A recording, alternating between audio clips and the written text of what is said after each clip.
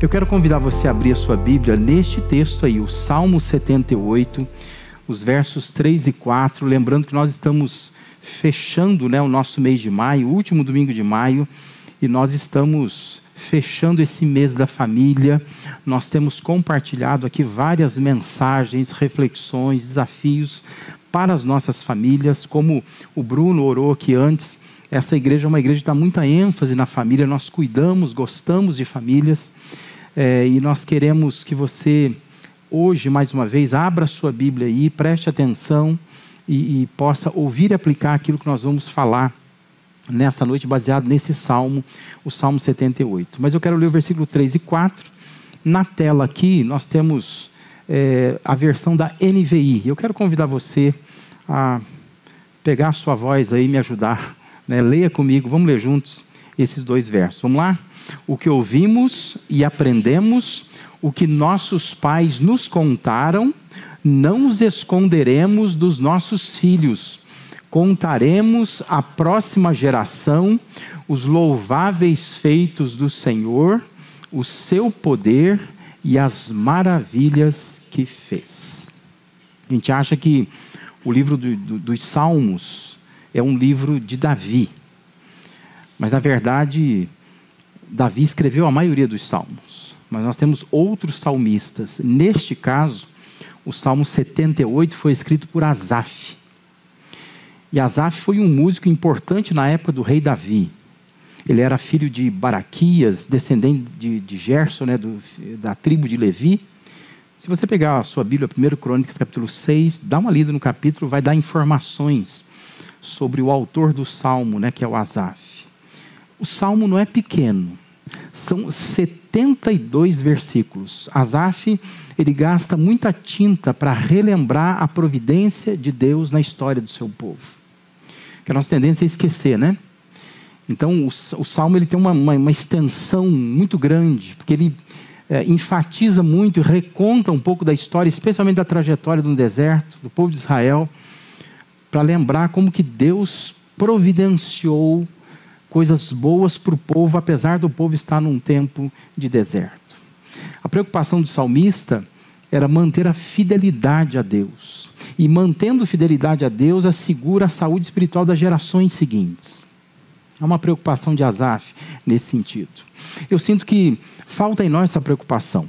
Porque nós somos pessoas, a nossa atual geração, nosso tempo, nosso povo, nós somos pessoas que nós nos preocupamos demais com a gente, Existe um certo ego em nós e uma preocupação que nós temos de sermos pessoas que nós somos muito de rede social.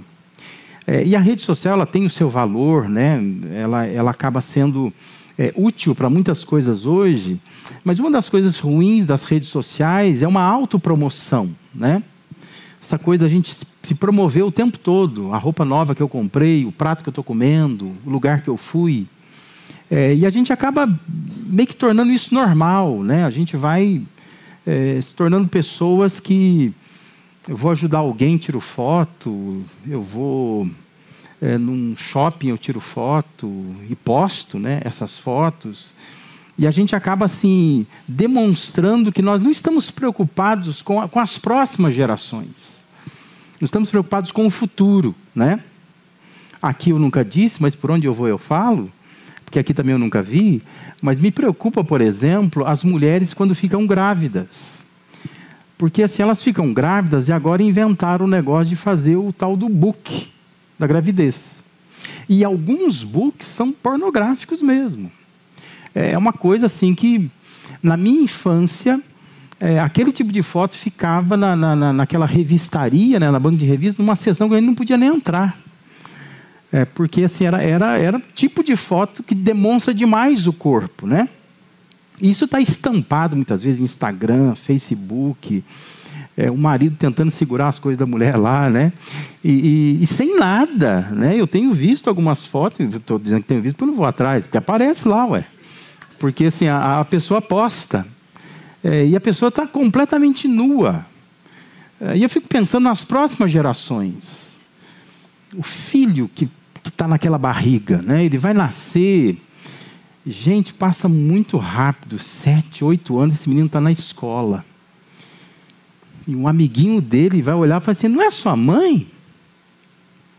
Eu fico imaginando essa criança, a vergonha que ela sente quando ela olha a mãe dela nua. E coitada, ela nem sabia, nem tinha controle sobre isso. Mas nós somos assim, nós somos uma geração que a gente não se preocupa com o outro, com ninguém. A gente fica preocupado com a gente. Quero fazer, deu na cabeça, eu vou fazer. E a gente não se preocupa com aquilo que a gente está semeando, deixando, o legado que nós vamos deixar. Porque nós nos tornamos pessoas muito egoístas, na verdade, né? A gente está simplesmente assim, pensando em nós. Se me faz bem, se eu acho que está certo, se eu concordo. Não estou nem aí com as pessoas pensam, a opinião das pessoas, ou o que isso vai causar em quem vem depois. Nós vivemos aqui num centro urbano extremamente denso, né? Muita gente aglomerada aqui, muito carro passando, e nós olhamos demais para nós mesmos, para nossas coisas. E que, via de regra, são coisas materiais, a nossa preocupação é isso. Estamos preocupados com quando que nós vamos trocar de carro, nós estamos preocupados com a casa nossa, com os nossos bens, com as nossas roupas, calçados. Agora começou frio, você já deve estar pensando, semana eu preciso passar numa loja, comprar uma roupa nova, mais quentinha, né? Porque assim, nós somos muito ligados a isso. Só que a gente vai lotando a nossa agenda com atividades que afetam a nossa vida religiosa, por exemplo, e a gente se esquece que o lar, a casa, a família, é uma escola. Que ali nós estamos ensinando coisas. E nessa escola, ou você estabelece e eterniza alguns valores, alguns princípios e práticas, ou você mesmo acaba sofrendo mais tarde. Porque aquilo que a gente semeia, a gente acaba colhendo depois. São casais, por exemplo, que acham desnecessário, desprezam um aconselhamento, uma ajuda. Mas depois vem o casamento se arruinando. São pais que mal frequentam a igreja, depois acabam sofrendo com os filhos desviados da igreja. E não sabe por que o filho não vem na igreja. Porque o pai e a mãe nunca veio direito, né? Nunca valorizou, nunca achou que isso era importante. São pessoas que não oram em casa, não leem a Bíblia, não se esforçam para manter um padrão genuinamente cristão de vida familiar. E sofrem quando notam que não estão sendo abençoados por Deus. E alguns constatam assim, não vale nada de ir na igreja. Para que eu vou na igreja? Porque não tem resultado nenhum, o resultado é nulo. Porque vir na igreja não resolve. O que resolveria era vir na igreja, aprender alguma coisa, aplicar na sua vida, e lá na casa, a casa muda alguma coisa. Mas infelizmente nós convivemos com pessoas que não estão preocupadas com o dia de amanhã. Estão preocupadas com as pessoas do amanhã. Mas estão voltadas para si mesmas. Esse texto que nós lemos é praticamente um resumo de todo o teor do Salmo. Asaf aponta aqui para duas responsabilidades que se espera que o povo de Deus assuma, e ele envolve nisso a família. Asaf diz que a família é importante no assumir dessas responsabilidades. São duas só. Porque esses versos que nós lemos resumem o Salmo inteiro. Mas antes da gente olhar para essas duas responsabilidades, é importante entender que o Asaf, ele fundamenta o seu escrito sobre duas ênfases, que nós poderíamos equiparar aquela brincadeira que a gente faz, sabe? Eu tenho uma boa notícia, uma má notícia. Você não brinca disso, às vezes? Quando você vai falar para alguém alguma coisa, você fala assim, eu tenho uma boa notícia, tenho uma má notícia. E aqui nós temos uma boa notícia e uma má notícia. A boa notícia é fidelidade de Deus. Deus é fiel. Asaf vai dizer de várias formas que Deus fez pelo seu povo. E como Deus demonstra a sua fidelidade às promessas feitas, à aliança estabelecida. Deus é fiel. Deus não falha. Essa é a boa notícia. Deus é maravilhoso. Deus, ele não falha nas promessas que Ele fez. Ele é fiel a nós. Mas a má notícia, ou a notícia que nos preocupa, é que um Deus fiel requer fidelidade do seu povo. E Asaf relata que, apesar de tantos sinais da fidelidade de Deus, ainda assim, O povo de Deus não foi fiel a Deus. E como eu disse, gasta tinta para demonstrar isso. Algumas versões em português usam expressões que deixam claro esse embate entre fidelidade e infidelidade. Por exemplo, se você olhar na sua Bíblia, versículo 17, vai dizer assim, mas contra ele continuaram a pecar. Está dizendo que o povo, contra Deus, continuou a pecar. O verso 23 diz assim, contudo ele, Deus, deu ordens às nuvens e abriu as portas dos céus. E você vai lendo o Salmo, você vai percebendo isso. O que o povo fazia e o que Deus fazia. Apesar do que Deus fazia, o povo não fazia. Apesar do que o povo fazia, Deus ainda assim era fiel ao povo. É o embate entre fidelidade e infidelidade. Deus é fiel, nós somos infiéis. Deus não falha, nós falhamos. Asaf mostra isso no Salmo inteiro. São ênfases que ele está dando. E esse Deus fiel, então, espera de nós fidelidade. Nós estamos hoje encerrando as reflexões do mês da família. Eu quero muito que saiamos daqui pensando, refletindo profundamente nisso. Deus é fiel. Deus nunca vai nos abandonar. Amém? Deus jamais vai abandonar a sua família, a minha família. Deus não vai. Porque Deus ama as famílias. Deus constitui, estabelece famílias. E Deus não falha com as famílias. Ele é fiel para com as famílias. Mas reflita também que Deus quer que sejamos fiéis. E Deus quer que nós tenhamos uma família fiel a Ele. Não é só contemplar, agradecer, usufruir da fidelidade de Deus. Mas é pensar que nós temos uma responsabilidade de fazer com que nós sejamos fiéis e a nossa família seja fiel também. A fidelidade de Deus está evidente, está expressa em tudo que Ele já fez. Se Deus não fizesse nada, mais nada por nós hoje, a gente já deveria dizer assim, Deus é fiel. Porque Ele nos deixou a sua palavra. Deus nos enviou o Filho dEle para morrer na cruz por nós, para nos salvar. Ele constituiu, regulamentou a família. Ele deixou orientações claras para abençoar de várias maneiras, não só a nossa família, mas a nossa vida, nosso dia a dia, nossa profissão, tudo. Então, se Deus não fizesse mais nada, a gente já poderia dizer assim, Deus é fiel. Porque Deus deixou muita coisa para nós. Tudo que nós precisamos, nós temos na palavra de Deus e nas coisas que Deus já fez. Mas ainda assim, Deus continua fiel. Deus continua nos abençoando, nos orientando, soprando no nosso ouvido coisas que nós precisamos aprender. Porque Deus, Ele não só foi fiel, mas Deus é fiel e Deus vai continuar sendo fiel. Amém? Uma família fiel é aquela que abraça a sua responsabilidade diante do Deus fiel. Aprenda isso. O que eu quero dizer com família fiel? É aquela que abraça responsabilidades. Porque entende que Deus é fiel. Então, diante desse Deus fiel, a gente abraça responsabilidade. Porque nós entendemos a fidelidade de Deus.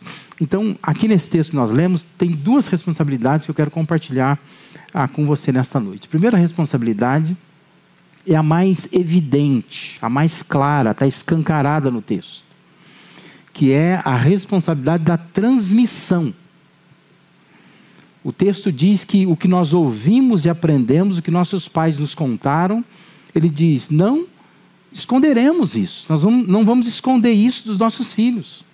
Nós vamos contar à próxima geração os louváveis feitos do Senhor, o seu poder e as maravilhas que fez. Asaf estava lembrando que aquilo que nós ouvimos e aprendemos, isso não pode ficar encoberto aos filhos, às próximas gerações.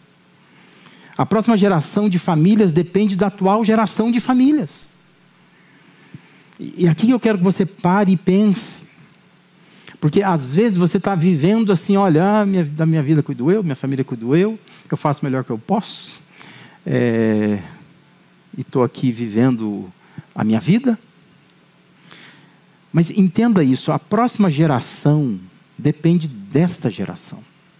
Dependendo do que essa geração fizer, a outra geração Vai ser boa ou vai ser ruim? Quem tem filho precisa se preocupar com isso. Porque os seus filhos estão numa escola que não é aquela que você leva todo dia. Não é aquele curso que você paga caro. Mas os filhos estão numa escola que você convive com eles todos os dias. Que é a sua casa. E dali eles absorvem muitas coisas, muito mais do que você está querendo acreditar. Mas eles absorvem muitas coisas. E nessa escola, eles precisam aprender boas coisas. Percebe a nossa responsabilidade? É preciso entender que estamos num processo de transmissão. A gente transmite. Quer queira, quer não queira. Você vai transmitir. E o que o Asaf está dizendo é que aquilo que a gente ouve e aprende, nós precisamos não encobrir isso dos filhos, mas escancarar isso para os filhos. Eles têm que saber isso. Porque o mundo lá fora não esconde as teses, as filosofias, né? As ideias. Está escancarado. Experimenta olhar para o material escrito que teu filho tem do colégio que ele estuda. Tem coisa lá. Tira tempo e veja. Eles estão ensinando os seus filhos muitas coisas. Coisas ruins, erradas, perniciosas. E às vezes o pai e a mãe cristão não estão ensinando nada. Nada. Cresce com aquela ideia tosca, né? Dizendo assim, meu filho, quando ele crescer ele vai decidir. O que ele vai decidir é a mesma decisão que o urubu toma quando vê uma carniça, entendeu? Porque sabe que o urubu é assim, né? O urubu, se ele se deparar com um filé mignon e com uma carniça podre, ele vai para a carniça podre. Porque a natureza dele é para isto. Ele escolhe o que é ruim. Quem tem filho pequeno ainda sabe disso. Seus filhos falam coisas, fazem coisas. Você fica olhando e fala, meu Deus, onde é que essa criança aprendeu isso? Porque eles estão sempre escolhendo o que é ruim. Eles escolhem naturalmente, não precisa ensinar não. Se você não se engajar num processo de transmissão dos louváveis feitos do Senhor, do seu poder, das maravilhas que Deus tem feito, lá na frente, esse seu filho vai dar dor de cabeça. Então você, pai e mãe especialmente, responda para mim uma coisa. O que os seus filhos estão vendo em você, aquilo que eles estão recebendo de você, é suficiente para que eles possam ser depois cristãos firmes? Eles vão ser bons servos de Deus? É suficiente? Aquilo que eles estão percebendo em você, o exemplo que você dá, o tipo de compromisso que você tem, é suficiente? Você acha que o seu filho vai dar conta de enfrentar o mundo, de vencer as tentações, de ficar firme na igreja de fato, com aquilo que você está dando para esse filho ou para esses filhos? Nós somos responsáveis pela transmissão da fé à próxima geração. Há muitas obrigações cristãs que nós deixamos de cumprir, porque a gente não está preocupado com a próxima geração. A gente acha que hoje a gente pode escolher, a gente faz, não faz. Só que a gente não percebe que nós estamos formando uma outra geração. Alguém já disse que o que uma geração faz sempre vai ser pior na outra. Então, a tendência é que a outra vai piorar. Se você pegar só o tempo de televisão que nós temos, que você pode ir no YouTube, por exemplo, pesquisar e ver quando é que começou a televisão, porque nós temos muito registro de imagens, de telejornais, de notícias, de coisas acontecendo, você vai perceber como que uma geração piora o que a outra geração fazia, né? Não é verdade? Até pouco tempo atrás não se via dois homens se beijando em qualquer lugar na TV. Nem duas mulheres se beijando, não se via. Agora quase todo lugar parece que é obrigação. Tem que ter, está lá para você ver. Ou seja, uma geração, ela vai elevando, né, o seu nível de uma para outra. E essa elevação de nível não é de coisas boas, é de coisas ruins, que danificam, que prejudicam, que atentam contra a família. Casais egoístas, muitas vezes, imaturos, que vivem em constante guerra, são incapazes de admitir que isso afeta o futuro dos seus filhos. A gente não quer admitir. Eu vejo gente, às vezes pai e mãe, dizendo de uma criança de 10 anos, não, meu filho já cresceu, ele já entende. Ele não entende. Há adultos que não entendem. Você acha que uma criança de 10 anos vai entender que um pai e uma mãe estão se separando? Pais que empurram os filhos para a igreja, mas não dão exemplo de fidelidade na comunhão do corpo de Cristo. Sabe aquele tipo de pai que é importante que o meu filho vá na igreja, mas ele mesmo não vai. Ele mesmo não está em comunhão. Gente que não contribui com a igreja, que frequenta a igreja aqui e acolá, que vive fazendo piada, comentários maldosos com respeito ao pastor da igreja, aos irmãos da igreja. Que tipo de ensino está dando para os filhos? Outro dia eu vi um vídeo, achei interessante, um pastor dizendo que a maior escola é o banco do carro. Porque às vezes o pai e a mãe estão ali, com comportamento, e o filho está no banco de trás. O filho só aprendendo, né? Não respeita a polícia, atravessa o sinal vermelho, as conversas que rodam ali, sai do culto já falando mal das pessoas, do que aconteceu lá. E a criança está no banco de trás. Ali é a escola dela. Ela está aprendendo um monte de coisa. Consegue entender? A responsabilidade que nós temos, nós precisamos assumir essa responsabilidade. Transmissão. Vamos transmitir à próxima geração coisa boa. Porque muitos lares se tornaram escolas de infidelidade. É ali que a criança aprende como a ser um mau cristão. Às vezes a igreja está se esforçando tanto, é tanta gente que se prepara, que gasta recurso, tempo, material para ensinar as crianças, mas o peso que tem em casa é muito maior. Porque a criança vê o pai e a mãe pegando tudo aquilo que ela encontra na igreja, na cabeça dela aquilo se esvai. Porque ela olha para o pai e para a mãe e diz, meu pai e minha mãe não vivem nada daquilo lá.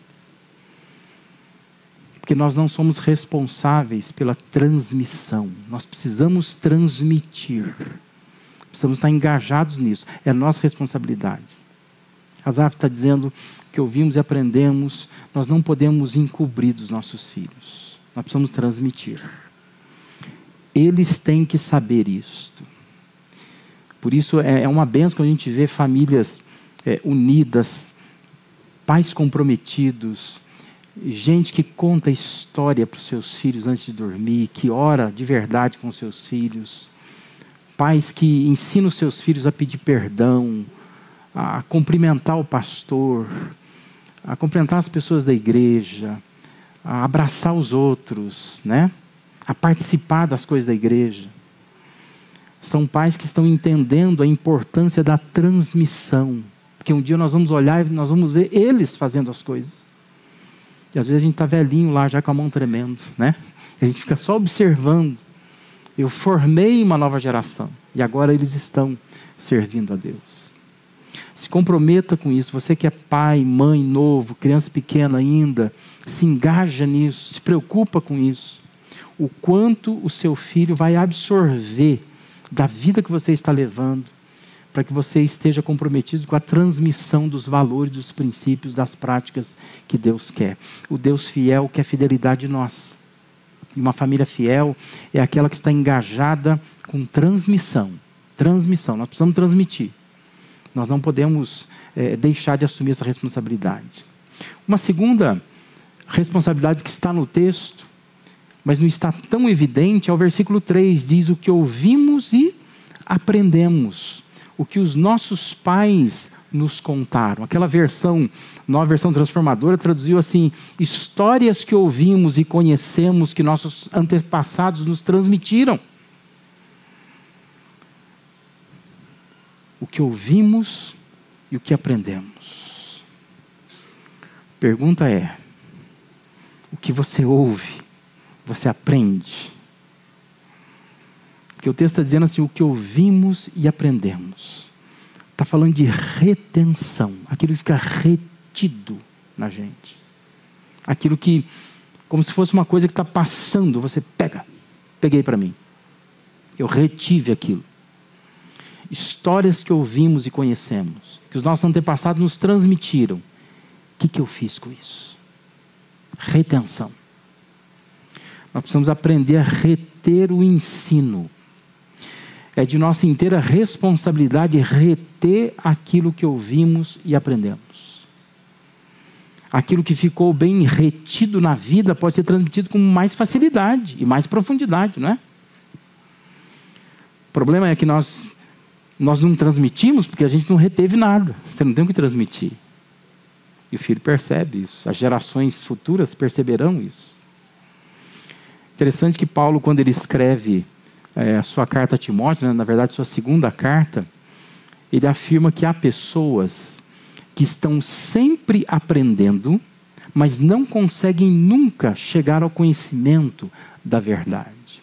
Para um pouco tudo que você está fazendo e presta atenção nisso. Como é que é isso? Como é que é alguém aprender sempre, mas nunca chegar ao conhecimento da verdade? Você entende o risco que nós estamos correndo? Da gente ter acesso ao aprendizado, acesso ao ensino. Mas no fim das contas, a gente não aprendeu nada. Nós nunca chegaremos ao conhecimento da verdade. E é simples de entender. É só você entender, Senhor, que você ir à escola não significa estar aprendendo, né? Tem criança que vai na escola, mas não aprende nada. Mas vai na escola, todo dia. Mas aprende? Não aprende. Então, ter acesso a conhecimento. Eu venho à igreja, eu leio a minha Bíblia, eu vejo bastante coisa no YouTube. Você tem acesso a conhecimento. Mas se você não aplica isso na sua vida, se você não retém, não aprendeu nada. Não resolve. Por isso que não adianta pensar: não, mas eu tenho tantos anos de igreja, eu já li a Bíblia 70 vezes. Eu assisto todos os canais do YouTube de pastores famosos. Resolve? Não resolve.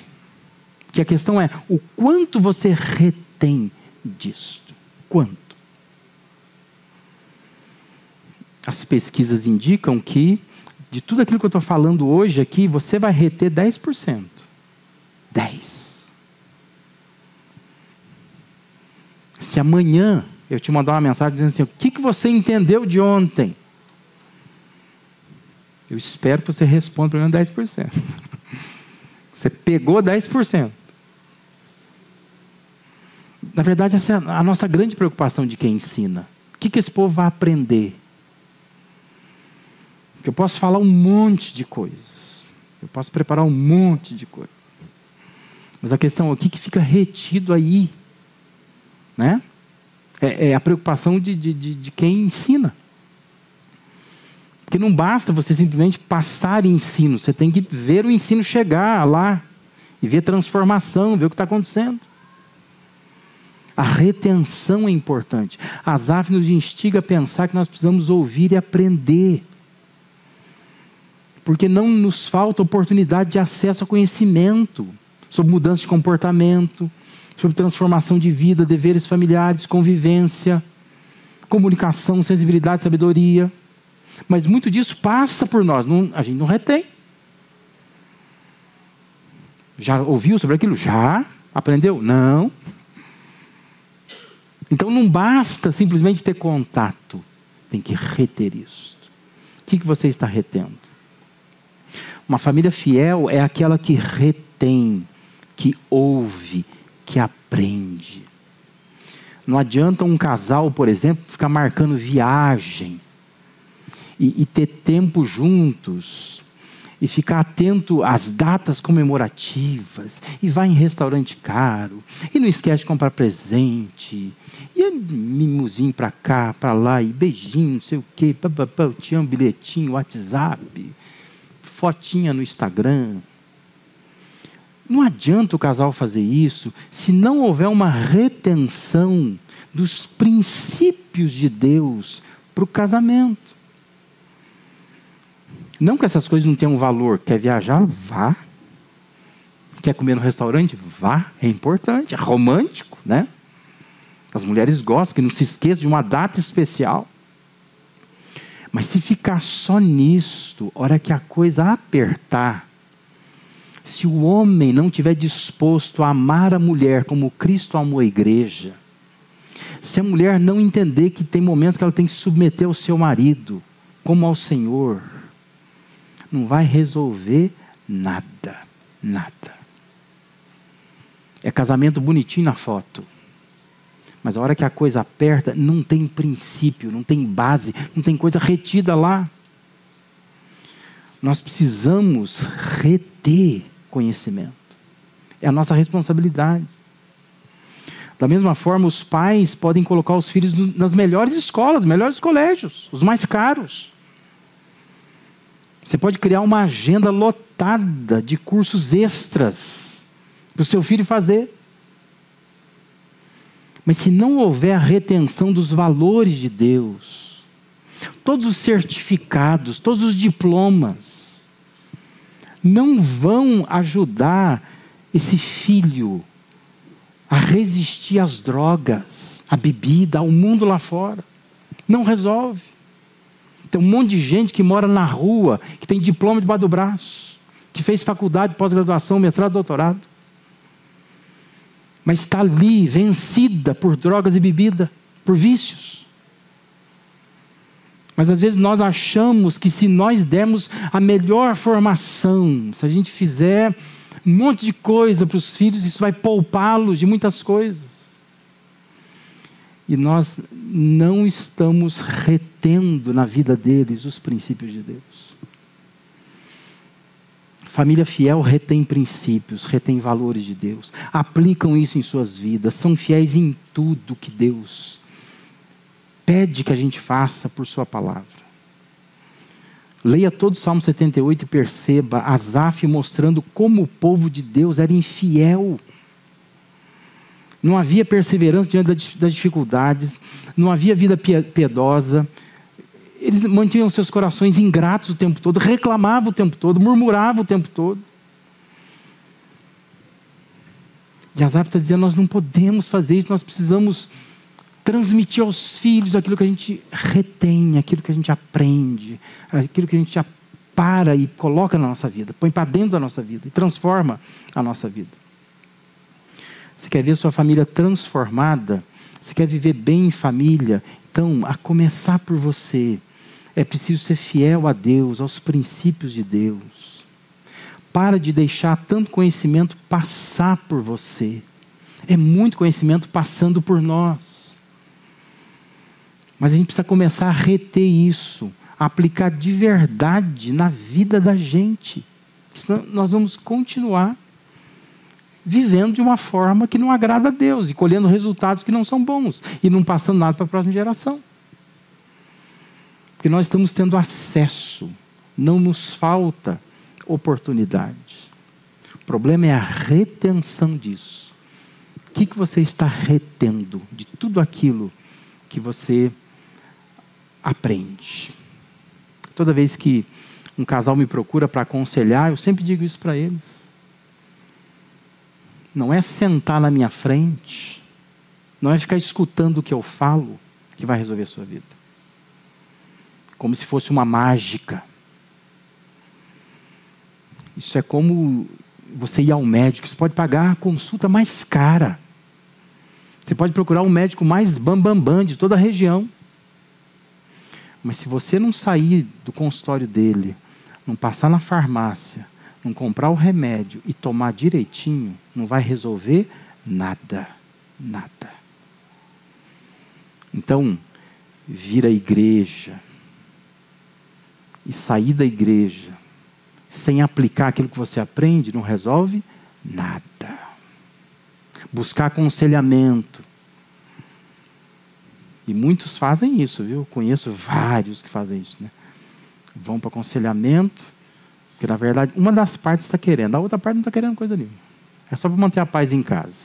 Então assim, vou junto, aí vai lá, não está querendo mudança nenhuma de vida, né? Mas vai lá só para fazer pose. Resolve? Nada. Não resolve nada. Nós precisamos aprender a reter as coisas que nós estamos tendo contato com elas. As coisas que nós aprendemos. Elas precisam ser aplicadas em nossa vida. Então, transmissão e retenção. Olhe para essas duas responsabilidades como oportunidades. Elas precisam caminhar juntas. Elas devem fazer parte da agenda de uma família fiel. Pensa assim, que bom é poder transmitir princípios de Deus. Isso é uma oportunidade, é um privilégio. Que bom é poder reter princípios de Deus.